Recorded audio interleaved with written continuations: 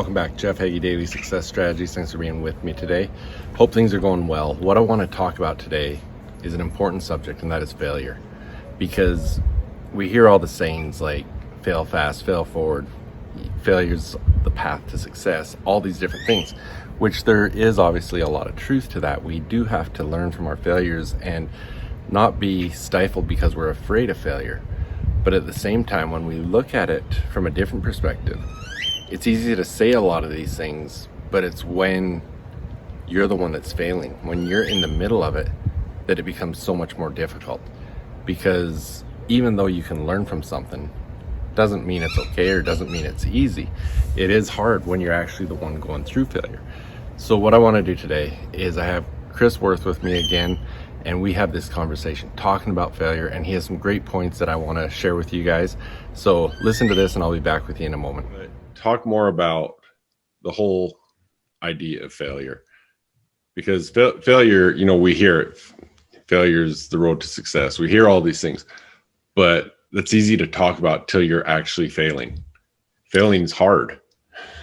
It's so funny you preface that question. I have literally had this conversation probably 20 times in the last month or two, and to your point, you're spot on. It's easy to talk about. You and I could sit here and say, failure, you learn so much more during failure, and failure is the best thing that's ever happened.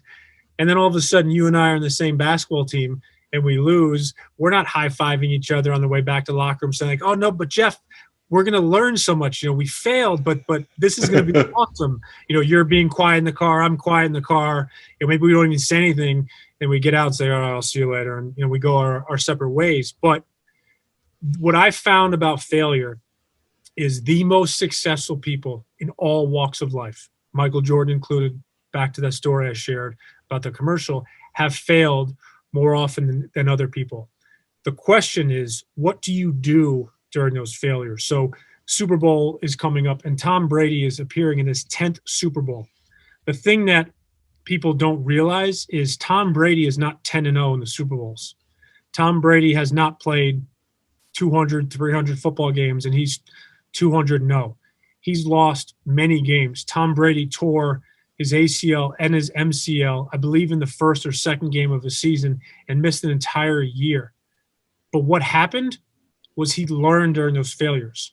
When they lost 2 Super Bowls to my New York Giants, he learned during those losses. He learned how to mentally put himself in that perspective again. And if a season, 2 seasons from now, he encounters some of those situations, he was ready. But I think most people have to be willing to acknowledge and accept their failures, but then you have to move forward and take action. And to your point, it's so easy to talk about it, but the hard part is saying, okay, how are we going to learn, or how are we going to move on from this? And I think, unfortunately, oftentimes people just go from failure to failure without really analyzing it. And I'm not saying you have to spend, months on months, but if you just go from failure to failure, sometimes you'll miss some of the most important lessons. So it's not only going from failure to failure, but like I've said a couple times, is looking at those potential reoccurrences. Okay, now I understand this. So if the sales potential opportunity comes about, maybe I'll handle it a little different. If we're down by 2 touchdowns in the second quarter, here's a strategy we can use. And I think that's something that if I could go back to the 20-year-old version myself, I would probably give myself the advice of just spend a little bit more time analyzing some of those failures or those losses. So if and when they come or something similar comes, you'll be better prepared. Excellent. And so tying in with the title of your podcast, as you're talking about that, to me, it's like, okay, if you don't learn from it and you just go from failure to failure, you're quitting. And, if you've got that no quit attitude, then doesn't mean you're not going to fail. It just means you can use that and learn from it. Yeah. And one of the words that I've been focusing a lot, not only myself, but with my clients is the word consistency. And what I've really been focusing on is eliminating that idea of perfection and taking that concept of always winning and always being the best, and instead replacing the word consistency. And if you lose, but you learn. There are so many people that say sometimes it's better off than if you win, because when you win, a lot of the times you don't analyze it. And the other perspective, especially from sports, is when you're winning, you're not spending a lot of time really going through it. You're just going, you're going through the motions and says, all right, we're got a 2-game winning streak, a 3-game winning streak. Not that you don't care, not that you don't prepare, but you're not really focusing on the past 2 or 3 games because things are going well and you're kind of in that state of flow. But the flip side is when you're losing, do you have that ability to internalize some of that and say, okay, how do we really learn from this? And what could we do differently? And the thing that I say often is success leaves clues, but so does failures. Momentum goes both ways. If you've lost 4 games in a row, think about why the reason is. Have you done a couple of things the same way? Are you repeating certain things? And if so, if you lost 4 games in a row, maybe you tweak some of them. The flip side, with positive momentum, you've won 3 or 4 games in a row. You want to analyze and say, okay, we're playing well. What are those 1 or 2 things that we've really done well so we can duplicate them or replicate them moving forward? And I think, again, going back to that, success leaves clues, but so does failures. And I think oftentimes we don't probably think about that enough. All right. Thanks, Chris. Appreciate that. There's some great points in there. One, what do you do with your failure? What is it that you learn from that and move forward? But most important, take action with.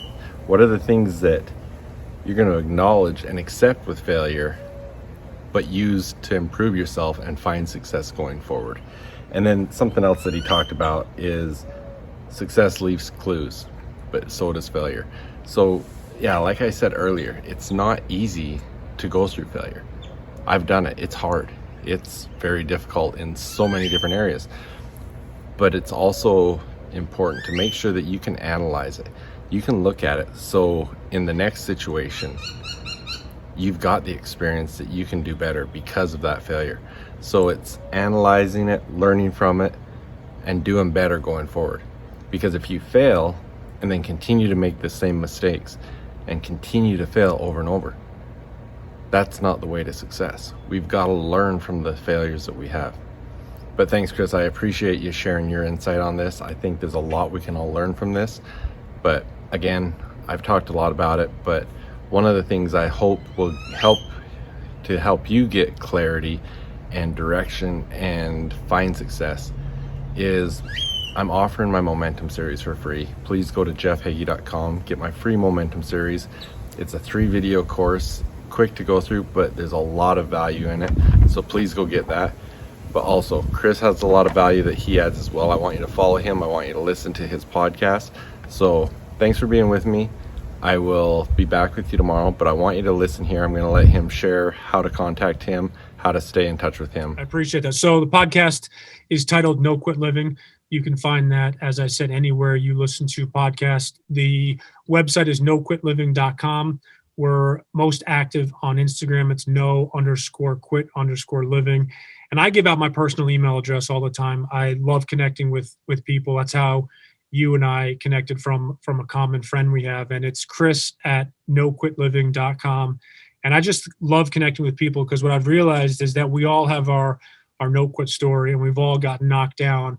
And I want to learn from people and I want to connect with people, how they got up, why they got up, but what led them to come back as a better, stronger, or more intellectual version of themselves.